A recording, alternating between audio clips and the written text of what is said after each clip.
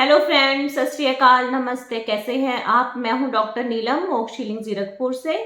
आज मैं आपको बताने जा रही हूं पैनक्रियाटाइटिस के बारे में। नॉर्मली जैसा आप सब लोग जानते हैं कि आइटिस वर्ड जो होता है वो स्वेलिंग के लिए, इन्फ्लेमेशन के लिए यूज किया जाता है। मतलब कि पैनक्रियाज में इन्फ्लेमेशन होने को पैनक्रियाटाइटिस बोला जाता है। बट इसके बारे में बताने से पहले मैं आपको नॉर्मली पैनक्रियाज के बारे में बता देती हूँ। पैनक्रियाज जो है वो असेसरी डाइजेस्टिव ऑर्गन है। मतलब डाइजेशन में, पाचन में जो रोल प्ले करता है वो पैनक्रियाज होता है। क्योंकि पैनक्रियाज जो होता है वो डाइजेस्टिव एंजाइम्स को सिक्रिएट करता है, जो कि डाइजेशन में हेल्प करते हैं, पाचन में हेल्प करते हैं। बेसिकली जो पैनक्रियास होता है वो 100 ग्राम के अप्रॉक्स होता है। बट ये जो होता है, लेंथ जो रहती है इसकी 15 to 22 सेंटीमीटर के अप्रॉक्स रहती है। पैनक्रियास की शुरुआत होती है जहाँ पर पेट और छोटी आंत जो होती है, स्टमक एंड स्मॉल इंटेस्टाइन, जहाँ पर अटैच होते हैं, वहाँ से पैनक्रियास जो है स्टार्ट होता है। मतलब राइट साइड पेट में से, ठीक है। लेकिन ये क्या होता है, ये पेट जो होता है, स्टमक, उसके पीछे प्रेजेंट होता है। तो ये लेफ्ट साइड को जो है, मतलब जो पैनक्रियास है वो राइट साइड जो पेट होता है, जहाँ पे छोटी आंत और पेट जुड़ता है, स्टार्टिंग पॉइंट। मतलब जो पैनक्रियास का मेन जो हेड होता है वो वहाँ से स्टार्ट होता है। उसके बाद 15 सेंटीमीटर से 22 सेंटीमीटर लेंथ है जो ये लेफ्ट साइड की तरफ को होती है। मतलब कि जहाँ पर ये पैनक्रियास जो होता है, मतलब 15 से 22 सेंटीमीटर के अप्रॉक्स जहाँ पर ये ख़त्म होता है, वहाँ पर स्प्लीन प्रेजेंट होती है। लेकिन ये पैनक्रियास जो होता है, ये जैसे हम लोग बोलते हैं ना कि डायफ्राम होता है जो चेस्ट और एब्डोमेन के, पेट के बीच में होता है। और जब हम सांस लेते हैं, मतलब हवा बाहर निकालते हैं, अंदर लेते हैं, तो डायफ्राम की मूवमेंट होती है। तो इसी तरह से जो ये पैनक्रियास होता है, इसकी भी मूवमेंट होती है। मतलब रेस्पिरेशन के साथ साथ जो है ये पैनक्रियास भी मूव करता है। और जो हार्ट होता है, दिल होता है, दिल में से जो साफ खून लेकर जाती है, मेन जो एरोटा होती है, इवन तक जो पैनक्रियास है, जैसे उसमें एरोटा कॉन्ट्रैक्ट होती है, रिलैक्स होती है, ब्लड को लेकर जाती है, तो उसकी कॉन्ट्रैक्शन और रिलैक्सेशन के साथ भी जो है पैनक्रियास की मूवमेंट होती है। तो पैनक्रियास का मेन जो रहता है वो होता है डाइजेस्टिव जूस को बनाने का काम। मतलब पैनक्रियास जो है वो पैनक्रियाटिक जूस बोला जाता है, क्योंकि पैनक्रियास बनाता है। जो जूस इंटेस्टाइन बनाता है उसको इंटेस्टाइनल जूस बोल दिया जाता है, पेट बनाता है उसको गैस्ट्रिक जूस बोल देते हैं। तो पैनक्रियास जो होता है वो पैनक्रियाटिक जो जूस बनाता है, उसके अंदर एक तो एंजाइम्स प्रेजेंट होते हैं, जो कि प्रोटीन है, कार्बोहाइड्रेट है, शुगर है। मतलब सबके पाचन में, सबके डाइजेशन में हेल्प करते हैं। और इसके अंदर होते हैं बाइकार्बोनेट्स। बाइकार्बोनेट्स एक तो पैनक्रियास के अंदर भी एल्कलाइन एनवायरनमेंट बनाकर रखते हैं, मतलब एसिडिक नेचर नहीं होता। और ये बाइकार्बोनेट्स जो है, ये पैनक्रियाटिक जूसेस के साथ जब स्मॉल इंटेस्टाइन में एंटर करते हैं, छोटी आंत में, तो ये पेट से, जो पेट में खाना डाइजेस्ट हो जाता है, वो उसके बाद स्मॉल इंटेस्टाइन में एंटर करता है। तो उसमें जो प्रेजेंट जो एसिड होता है फूड के साथ में, तो उसको भी ये वाले बाइकार्बोनेट्स जो है न्यूट्रलाइज करते हैं, एसिड को कम करते हैं, अल्कलाइन करते हैं। और ये 98% टू 99% जो पैनक्रियास का काम होता है वो होता है पैनक्रियाटिक जूस को बनाने का। इसके अलावा पैनक्रियास जो है इंसुलिन बनाता है, ग्लूकागोन हार्मोन बनाता है, जो कि शुगर के लिए हेल्पफुल होते हैं। जैसे अगर ब्लड में शुगर लेवल इंक्रीज हो जाता है तो पैनक्रियास इंसुलिन को सिक्रीट करता है। और अगर शुगर लेवल कम हो जाता है ब्लड में, तो ग्लूकागोन हार्मोन को सिक्रीट करता है पैनक्रियास, ठीक है। अब इसमें होता क्या है, बेसिकली जो ये जूसेस में प्रेजेंट होते हैं जो एंजाइम्स, ठीक है, ये एंजाइम्स जो होते हैं इनएक्टिव फॉर्म में होते हैं, जो पैनक्रियास के अंदर होते हैं।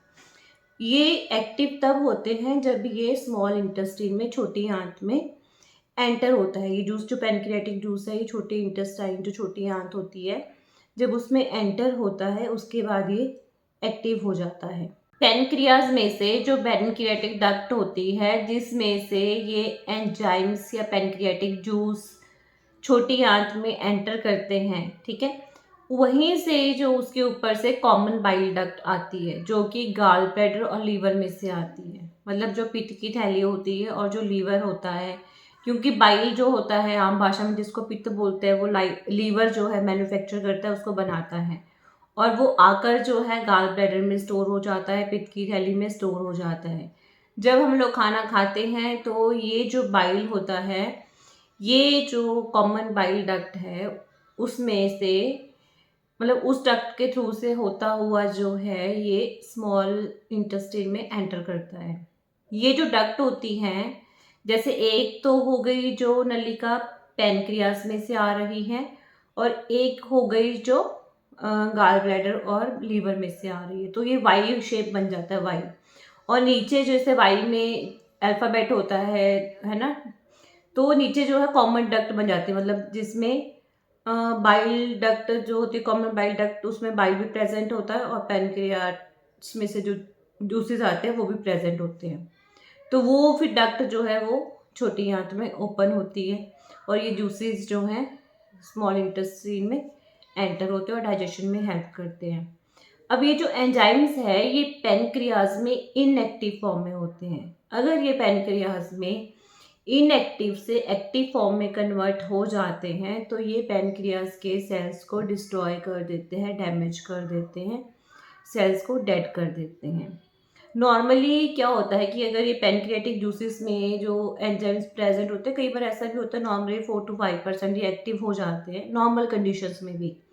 बट हमारी बॉडी ने क्या कर रखा है कि पैनक्रियास में इसके इनहिबिटर भी प्रेजेंट होते हैं, मतलब ये जो एक्टिव फॉर्म में होते हैं एंजाइम्स प्रेजेंट पैनक्रियास में, उसको साथ के साथ जो है मतलब कि इनहिबिटर्स उसको पैनक्रियास के सेल्स को डिस्ट्रॉय नहीं करने देते। ये मतलब डिफेंस सिस्टम भी हमारे पैनक्रियास के अंदर प्रेजेंट होता है। इसीलिए पैनक्रियास ये जो जूसेस में जो एंजाइम्स प्रेजेंट होते हैं ना, इसके आसपास एक कवरिंग बना देते हैं ताकि वो उसमें से बाहर ना निकल पाए। उसको कवरिंग के अंदर रखते हैं इन एंजाइम्स को, ताकि वो एक्टिव ना हो। लेकिन कुछ कंडीशंस, कुछ कारण ऐसे भी होते हैं जिसमें कि ये जो कवरिंग होती है ये डिस्ट्रॉय हो जाती है और ये जो एंजाइम्स है वो एक्टिव हो जाते हैं और पैनक्रियाटिक सेल्स की जो है डैमेज करना स्टार्ट कर देते हैं उन सेल्स को। अब ये जो जूस है, कम से कम पैनक्रियास 1 से 1.5 लीटर, मतलब 1 to 1.5 लीटर जूसेस जो है पर डे जो है ये सीक्रेट करता है। अब ये जो पैनक्रियाटिक जूसेस है ये बन रहे हैं, तो इसको कैसे पता कि मुझे जो है अब जो है इंटेस्टाइन में एंटर करना है। तो इसमें क्या होता है, जैसे ही हम लोग खाना खाते हैं, मतलब मुंह में अगर हम लोग खाना चबाते हैं, खाने के बारे में सोचते हैं, तो पैनक्रियास जो है वो जूसेस सीक्रेट करना, बनाना जो है स्टार्ट कर देता है। मतलब ये जो हो गया हमारे माइंड से जो नर्व्स के थ्रू सिग्नल आता है कि जैसे ही हमने खाना खाना शुरू किया वैसे ही जो है पैनक्रियास एक्टिव हो जाता है और जूसेस को बनाना जो है स्टार्ट कर देते हैं। और जब खाना पेट से छोटी आंत में, मतलब स्टमक से स्मॉल इंटेस्टाइन में एंटर करता है, तो ये जो जूस बनाने का जो प्रोसेस है वो और ज़्यादा फास्ट हो जाता है सिक्रीशन के लिए। क्योंकि जैसे ही खाना जो है पेट से छोटी आंत में एंटर करता है, इंटेस्टाइन में एंटर करता है, तो जो हार्मोन्स हैं जो स्मॉल इंटेस्टाइन रिलीज करती है वो पैनक्रियास को भी सिग्नल देते हैं और वो गाल ब्लैडर को भी सिग्नल देते हैं कि तुम लोग जो जूसेस है या जो बाइल है वो स्मॉल इंटेस्टाइन में सीक्रेट कर दो। इसके अलावा अगर बाय चांस जो स्टमक है उसमें एसिड होता है, लेकिन स्मॉल इंटेस्टाइन में ज़्यादा एसिड नहीं होता, जो खाने के साथ जो एसिड उसमें एंटर हो जाता है, तो ये जो स्मॉल इंटेस्टाइन है ये बाइकार्बोनेट्स को ज़्यादा सीक्रेट करने का सिग्नल भी देती है। ठीक है ना। और ये फूड के ऊपर भी डिपेंड करता है कि किस तरह की सिक्रीशन जो है वो पैनक्रियास करेगा। अगर आपने ज़्यादा फैटी फूड खा रहे हैं जिसमें ज़्यादा फैट प्रेजेंट है, तो पैनक्रियास फैट को डाइजेस्ट करने वाला एंजाइम जो है वो जूस में ज़्यादा देगा। और अगर स्मॉल इंटेस्टाइन में एसिड ज़्यादा है, कोई ऐसा फूड है जिसमें एसिड बहुत ज़्यादा है, तो स्मॉल इंटेस्टाइन जो सिग्नल देती है वो बाइकार्बोनेट्स को सीक्रेट करने का सिग्नल देती है। और इस तरह से जो है ये प्रोसेस जो है नॉर्मली प्रेजेंट होता है। Pancreas, small intestine, gall bladder, मतलब जो भी हम लोग खाना खाते हैं वो नर्व्स के थ्रू जो सिग्नल आता है, तो पेनक्रियाटिक जूसेस जो है वो सीक्रेट होते हैं। पैनक्रियाटाइटिस में इन्फ्लामेशन ऑफ पैनक्रियास होता है। अब ये इन्फ्लामेशन है, जो सूजन है, वो एक्यूट भी हो सकती है और क्रॉनिक भी, मतलब थोड़े समय के लिए भी हो सकती है, लंबे समय तक भी हो सकती है। एक्यूट में एकदम से जो है सूजन स्टार्ट हो जाती है, ठीक है। अब पता कैसे चलेगा कि पैनक्रियाटाइटिस है? पैनक्रियास जो भी होता है, इसमें जो पेन होता है ना, दर्द, वो बहुत ज़्यादा सीवियर होता है। बहुत ज़्यादा दर्द होता है क्योंकि मैंने बताया ना कि राइट साइड जहाँ पर पेट और स्मॉल इंटेस्टाइन एक दूसरे के साथ जुड़ते हैं, वहाँ से जो है पैनक्रियास स्टार्ट होता है और लेंथ वाइज इंक्रीज होता है वो पेट के पीछे से ऊपर की तरफ को ये मूव करता है। मतलब इस तरह से इसकी शेप होती है, स्ट्रक्चर जो है ऊपर की तरफ को जाता है। तो दर्द जो है लेफ्ट साइड की तरफ जो है चेस्ट के नीचे, मतलब छाती के नीचे जहाँ पेट होता है, तो वहाँ पर दर्द जो है वो बहुत ज़्यादा होता है और दर्द पीछे कमर को भी जाता है और कंधे में भी जो है दर्द वो फील होता है। और उसके साथ में उल्टी भी आती है, नौसिया भी है, मतलब उल्टी की फीलिंग होती है, वॉमिटिंग होती है। और बाकी जो है भूख ना लगना, वो तो खैर इसकी वजह से होता ही है। पैनक्रियास में क्या होता है, सबसे पहले जब भी पैनक्रियाटाइटिस होता है तो बिल्कुल ही जो है ओरल इनटेक जो है बंद कर दिया जाता है, ना तो लिक्विड और ना ही सॉलिड। ऐसा इसलिए होता है कि जैसे ही हम लोग खाना खाते हैं वैसे ही जो पैनक्रियाटिक जूस है उसकी सिक्रीशन इंक्रीज हो जाती है। और जब भी पैनक्रियाटाइटिस होता है तो ये जूसेस जो हैं वो स्मॉल इंटेस्टाइन में एंटर नहीं करते, पैनक्रियास में इकट्ठा होना शुरू कर देते हैं और वहीं पर जो है डिस्ट्रक्शन करना स्टार्ट कर देते हैं। तो इसलिए ये इसकी सिक्रीशन ज़्यादा ना हो, जूसी ज़्यादा ना बने, तो इसलिए जो है ओरली जो भी इनटेक होता है वो स्ट्रिक्टली जो है बंद कर देते हैं, ठीक है। अब इसका पैनक्रियाटाइटिस होने का जो कारण होता है, सबसे ज़्यादा कॉमन जो रीज़न होते हैं वो दो होते हैं। एक तो गाल स्टोन्स, मतलब पित्त की थैली में पथरी, और जो है क्रॉनिक अल्कोहल इनटेक, मतलब जो बहुत लंबे समय तक शराब लेते हैं, कॉन्टीन्यूसली लेते हैं। अब इसके अलावा और भी रीजंस होते हैं, जैसे ड्रग्स है, मेडिसन्स हैं, इन्फेक्शन है, कोई ऑटो इम्यून डिसऑर्डर है, जेनेटिक डिसऑर्डर्स हैं। मतलब इसके अलावा या जो स्मोकिंग है, स्मोकिंग अगर जो है रिस्क फैक्टर का काम करती है। तो बट 80 to 90% केसेस में गाल स्टोन्स और जो क्रॉनिक अल्कोहल इनटेक है उसी की वजह से पैनक्रियाटाइटिस होता है। गाल स्टोन में बेसिकली क्या होता है, गाल स्टोन में क्या होता है, जैसे कि मैंने बताया था कि जो कॉमन बाइल डक्ट है वो जो है पैनक्रियाटिक डक्ट और कॉमन बाइल डक्ट जो है वो स्मॉल इंटेस्टाइन में ओपन होते हैं। और ऊपर से अगर कोई गाल स्टोन आया और वो उस डक्ट में ऑब्स्ट्रक्शन क्रिएट करेगा, या फिर क्या होता है जहाँ पर ये जो ओपनिंग होती है ना स्मॉल इंटेस्टाइन में, उसके ऊपर भी स्फिंक्टर होता है। तो ये जो स्फिंक्टर होता है जहाँ पर बिल्कुल ओपनिंग स्टार्ट हो रही होती है, कई बार गाल स्टोन उसमें स्टक हो जाता है। अब वो स्टक हो जाएगा तो स्फिंक्टर में या फिर उसमें डक्ट में, तो नेचुरल सी बात है कि ऑब्स्ट्रक्शन हो जाएगी डक्ट में और जो पैनक्रियाटिक जूसेस है वो स्मॉल इंटेस्टाइन में, ड्यूडेनम में एंटर नहीं करेंगे। या फिर कई बार ऐसा भी होता है कि उस स्टोन की वजह से जो स्फिंक्टर में अटक जाता है, तो जो ड्यूडेनम, जो स्मॉल इंटेस्टाइन का जो कंटेंट है वो बैकफ्लो होके पैनक्रियास में एंटर हो जाता है और ये जो है वहाँ पर इन्फ्लामेशन क्रिएट करता है। ऐसा भी होता है। तो रक्त की ऑब्स्ट्रक्शन होने की वजह से जो पैनक्रियाटिक जूस है वो छोटी आंत में एंटर नहीं होंगे, उसमें नहीं जाएंगे। बैकफ्लो होने की वजह से पैनक्रियास में डायलिटेशन हो जाएगी, उसकी जो डक्ट है वो नलिका जहाँ से जूस बाहर आता है वो स्वेल हो जाएगी ना, डायलेट मतलब फैल जाएगी क्योंकि वो पीछे इकट्ठा हो रहा है। तो उसकी वजह से फिर जो है इन्फ्लेमेशन स्टार्ट होगा, फिर सूजन हो जाएगी, पानी इकट्ठा होना शुरू हो जाएगा, फ्लूइड जो है वो कलेक्ट होना स्टार्ट हो जाएगा पैनक्रियास में। अब इसके बाद जैसे सेकंड रीज़न है अल्कोहल। अल्कोहल क्या करता है, एक तो ये डायरेक्ट टॉक्सिक इफेक्ट करता है पैनक्रियास के ऊपर, क्योंकि पैनक्रियास का जो होता है मेन रोल होता है इसको मेटाबोलाइज करने का, अल्कोहल को। अल्कोहल बेसिकली करता क्या है, ये कैसे पैनक्रियाटाइटिस जो है वो होता है अल्कोहल की वजह से। अल्कोहल बाइकार्बोनेट्स और फ्लूइड्स की सिक्रीशन को कम कर देती है पैनक्रियाज में से। नॉर्मली पैनक्रियाज के अंदर लिक्विड प्रेजेंट होता है, वाटर प्रेजेंट होता है, बाइकार्बोनेट्स प्रेजेंट होते हैं। जब इनकी सिक्रीशन कम हो जाती है तो जूसेस थिक हो जाते हैं और डक्ट में प्लग बना देते हैं, जिसकी वजह से डक्ट जो है वो ऑब्स्ट्रक्ट हो जाती है। अब जूसेस को स्मॉल इंटेस्टाइन में, छोटी आंत में एंटर होना था, लेकिन ऑब्स्ट्रक्शन की वजह से, इस प्लग की वजह से जूसेस जो है पीछे पैनक्रियास में ही इकट्ठे होते रहते हैं। तो नेचुरल सी बात है कि जूसेस पीछे इकट्ठे होने की वजह से वो जो नलिका है, जो डक्ट है, वो डायलेट हो जाएगी अपने आप का, उसका साइज इंक्रीज हो जाएगा, वो स्वेल हो जाएगी। जब ऐसा होता है तो जो इनएक्टिव एंजाइम्स जूसेस में प्रेजेंट होते हैं वो सेल मेम्ब्रेन के साथ अटैच हो जाते हैं और सारे एक दूसरे के पास आ जाते हैं। तो फिर क्या होता है, ये जो ऊपर जो कवरिंग थी, मैं बताया था ना कि जो इनएक्टिव एंजाइम्स होते हैं उनके आसपास पूरी कवरिंग होती है, ग्रेन्यूल्स जिसको हम बोल देते हैं। तो ये कवरिंग जो है वो बर्स्ट हो जाती है और ये अपने एंजाइम्स जो है वो रिलीज कर देते हैं। मतलब सेल्स के आसपास जो है ये सारे एंजाइम्स जो है लीक हो जाते हैं। अब ये एंजाइम्स जो है ये इनएक्टिव फॉर्म में थे, लेकिन अब ये एक्टिव फॉर्म में हो गए, ठीक है ना। अब जो पहले इनएक्टिव फॉर्म थी, जैसे ट्रिप्सिनोजन था, वो इनएक्टिव फॉर्म है। अब ये एक्टिव हो गए तो ट्रिप्सिन बन गए। ये जो ट्रिप्सिन होता है ना, ये भी ट्रिप्सिनोजन मतलब इनएक्टिवेट को एक्टिवेट कर देता है, मतलब ऑटो एक्टिवेशन भी करता है ये।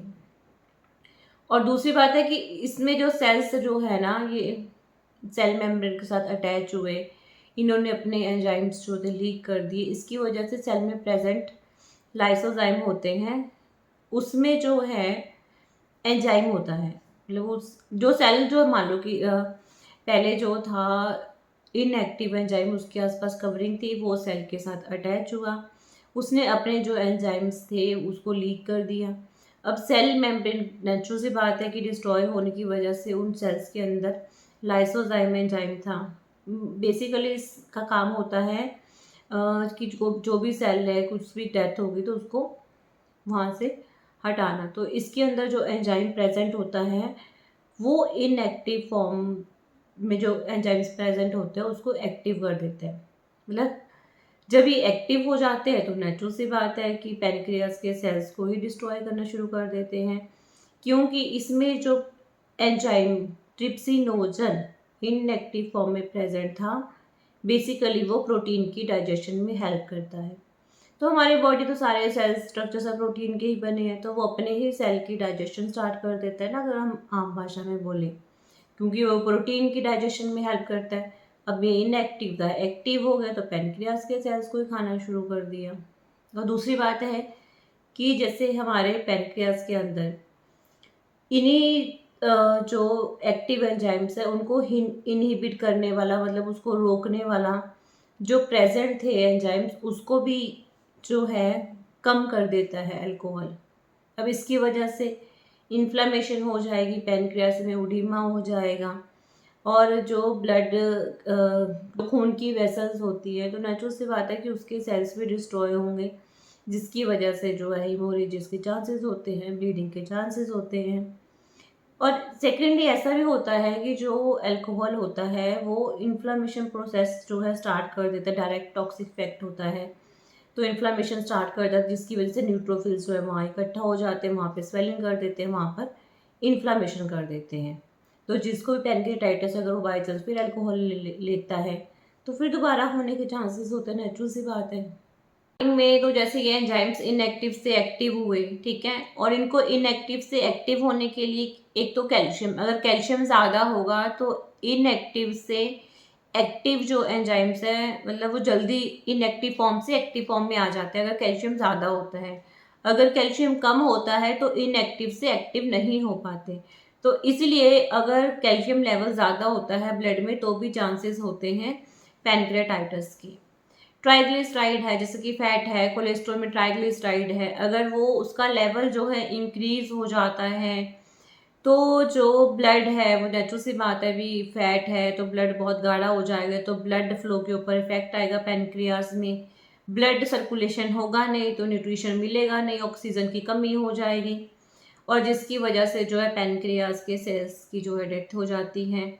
स्टार्टिंग में क्या होता है कि जब ये बैक फ्लो होता है, पैनक्रियाटिक जूसेस जो है इंटेस्टाइन में एंटर नहीं कर रहे, पैनक्रियास में इकट्ठे होते हैं, तो ये जो लाइपेज है, अमाइलेज है, तो ये क्या होता है कि ब्लड में जो है चले जाते हैं। जिसकी वजह से जिसको भी पैनक्रेटाइटिस होता है तो उसके जो ब्लड का अगर टेस्ट करवाते हैं तो सीरम अमाइलस और सीरम लाइपेज जो है वो इंक्रीज आते हैं, बढ़े हुए आते हैं पैनक्रियाटिक एंजाइम्स। अब जैसे एक्यूट है, माइल्ड कंडीशन है तो ठीक है, सिंपल है कि उडीमा है, इन्फ्लामेशन है, ठीक हो जाएगी, कोई प्रॉब्लम नहीं, रिवर्सिबल कंडीशन होती है। अगर ये लॉन्ग टर्म तक चलेगी और फिर लाइपेस जो होते हैं वो फैट की डाइजेशन में हेल्प करते हैं, अमाइलेज शुगर की डाइजेशन में हेल्प करता है, ट्रिप्सिन जो है वो प्रोटीन की डाइजेशन में हेल्प करता है। तो धीरे धीरे करके ये बाकी एंजाइम्स भी जो है पेनक्रियाज के सेल्स की डेथ करते हैं, मतलब उसमें नेक्रोसिस क्रिएट करते हैं। नेक्रोसिस का मतलब होता है कि परमानेंट डेथ, ठीक है ना। अपोप्टोसिस भी करवाते हैं, लेकिन अपोप्टोसिस में क्या होता है कि मतलब जैसे मान लो कि हमारी बॉडी में इतने सारे सेल्स हैं, डेली पता नहीं कितने सेल्स जो है वो डेड होते हैं, नहीं बनते हैं, बट उसमें कुछ भी हमें नहीं पता चलता, कोई इन्फ्लेमेशन क्रिएट नहीं होती। मतलब अपोप्टोसिस तो होता है जो normal death of the cell, उसके बाद नॉर्मल डेथ होगी तो नए सेल्स नॉर्मली अपने ग्रो हो जाते हैं। बट नेक्रोसिस में जो है वो एबनॉर्मली डेथ हुई है सेल्स की, तो उसके बाद जो है फिर वो रिवर्सिबल कंडीशन में नहीं होते, न्यू सेल दोबारा जो है ग्रोथ नहीं होती है। और नेक्रोसिस होगा तो फिर नेचुरल सी बात है कि ये प्रॉब्लम जो है वो क्रॉनिक में कन्वर्ट हो जाएगी, क्रॉनिक हो जाएगी तो फाइब्रोसिस होगा। फाइब्रोसिस इसलिए होगा क्योंकि पैनक्रियास में सेल्स होते हैं, स्टीलेट सेल्स, जो एक्टिवेट हो जाते हैं, जो फिर फाइब्रोसिस क्रिएट कर देते हैं, स्कारिंग क्रिएट कर देते हैं पैनक्रियास के अंदर, वो फिर क्रॉनिक पैनक्रेटाइटिस हो जाता है, वो मैं आपको आगे बताऊंगी। लेकिन अगर एक्यूट पैनक्रेटाइटिस भी सीवियर फॉर्म में कन्वर्ट हो जाता है तो वो सारे सिम्टम्स जो हैं इसमें प्रेजेंट होते हैं। और इसमें अब क्या होगा कि सिम्टम्स क्या आते हैं, अगर मान लो पैनक्रेटाइटिस हो गया, पहले तो मैंने बताया जैसे सीवियर पेन, दर्द जो है वो बहुत ज़्यादा होता है, और लेफ्ट साइड जो है चेस्ट के नीचे, क्योंकि पेट के पीछे प्रेजेंट होता है तो ये दर्द होगा सीवियर, जो कमर में निकलेगा, लेफ्ट साइड कंधे में भी हो सकता है। और जैसे ही हम लोग खाना खाते हैं विद इन 1 या 2 मिनट, क्योंकि जैसे ही हम लोग खाना खाते हैं वैसे ही पैनक्रियाटिक जूसेस की सिक्रीशन स्टार्ट हो जाती है, तो इसलिए दर्द एकदम खाना खाने के बाद जो है बढ़ जाता है, नोज़िया होता है, वॉमिटिंग होती है, मतलब उल्टी का मन होता है, उल्टी आती भी है, भूख जो है वो नहीं लगती है, बुखार भी होता है। उसके बाद जो है मतलब कि इससे रिलेटेड जो सिम्टम्स हैं, जैसे कि बीपी ज़्यादा हो सकता है, पैल्पिटेशन हो सकती है, दिल की धड़कन जो है वो ज़्यादा हो सकती है, डिहाइड्रेशन की वजह से बीपी कम भी हो सकता है, रेस्पिरेटरी रेट जो है वो ज़्यादा हो सकता है, वेट लॉस हो सकता है, डायरिया हो सकता है। ऐसा इसलिए हो सकता है क्योंकि पैनक्रियाटिक जूसेस के अंदर एंजाइम्स प्रेजेंट होते हैं।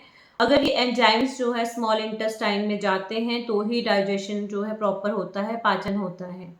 अब जो है एंजाइम्स जो हैं वो स्मॉल इंटेस्टाइन तक नहीं जा रहे हैं तो फिर जो डाइजेशन है प्रॉपर नहीं होगा और इसमें डायरिया होगा, क्योंकि वेस्ट जो है वो ज़्यादा बनेगा।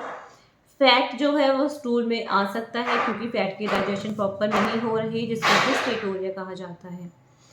अब ये पैनक्रियास जो है बिल्कुल लंग्स के पास ही होता है, अटैच, मतलब उसके साथ ही होता है, तो इसकी वजह से जो है ये स्वेलिंग जो होती है पैनक्रियास के अंदर वो आसपास वाले एरियाज में भी स्प्रेड कर सकती है, क्योंकि वो चेस्ट के पास है, लंग्स वाले एरिया के पास है, तो प्लूरल इफ्यूजन हो सकती है, मतलब जो स्वेलिंग है वो लंग्स के आसपास के एरियाज में भी हो सकती है।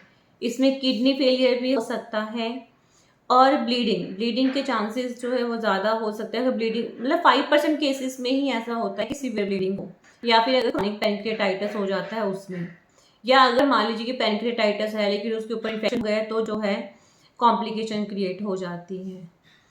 इसके अलावा जो ये इन्फ्लामेटरी जो मीडिएटर्स होते हैं, मतलब जो इन्फ्लामेशन होती है उसमें जो केमिकल्स रिलीज होते हैं, ऐसा भी होता है कि केमिकल्स जो है ब्लड के थ्रू बाकी बॉडी पार्ट्स में स्प्रेड हो जाते हैं और फिर उससे रिलेटेड जो है प्रॉब्लम्स भी जो है क्रिएट हो जाती हैं। मतलब ये भी एक मेन कॉम्प्लिकेशन होती है पैनक्रियाटाइटिस के अंदर।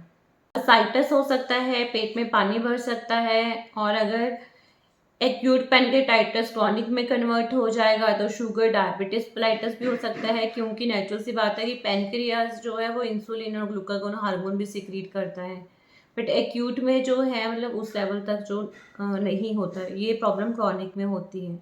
अब इसमें बेसिकली टेस्ट जो होते हैं जैसे अल्ट्रासाउंड है, सिटी स्कैन है, एमआरआई है। सिट अल्ट्रासाउंड में क्या होता है, क्योंकि पैनक्रियास जो है ना पेट के पीछे प्रेजेंट होता है, तो अल्ट्रासाउंड जो है इतना रिलायबल नहीं होता। पैनक्रियास की पूरी जो कंप्लीट डिटेल है वो अल्ट्रासाउंड में नहीं आती, क्योंकि पेट में गैस होने की वजह से और पेट के पीछे होने की वजह से पैनक्रियास जो है प्रॉपरली वो क्लियरली नज़र नहीं आता सिटी मतलब अल्ट्रासाउंड में। तो इसलिए सिटी स्कैन या एमआरआई, बाकी जो है ब्लड टेस्ट है जैसे सीरम माइलस है, सीरम लाइपेस, या इसमें सीबीसी है और एलएफटी है, क्योंकि गाल स्टोन्स की वजह से भी पैनक्रेटाइटिस होता है, तो हिस्ट्री हो सकती है गाल स्टोन्स की। तो मतलब ये टेस्ट है कॉमनली जो करवा जाते हैं पैनक्रेटाइटिस के लिए। बाकी फिर भी आपकी कोई क्वेरी है, कोई क्वेश्चन है, तो आप मुझे कॉल कर सकते हैं, व्हाट्सएप कर सकते हैं। Thank you.